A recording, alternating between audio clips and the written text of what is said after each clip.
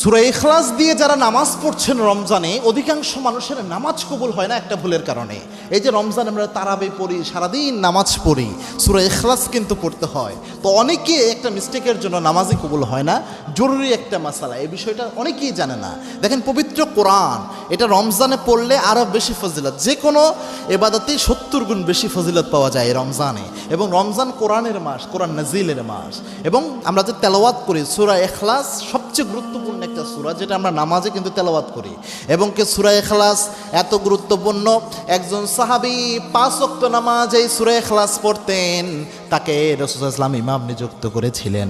ওই সাহাবীকে যখন ইমাম নিযুক্ত করার পর 5 ওয়াক্ত নামাজে যখন সূরা ইখলাস পড়তেন, তার মুসল্লিরা যে আল্লাহর হাবিবকে বিচার দিলেন, ইয়া রাসূলুল্লাহ, এমন একজন ইমাম আপনি নিযুক্ত করেছেন 5 ওয়াক্ত নামাজে একই সূরা শুধু পড়ে।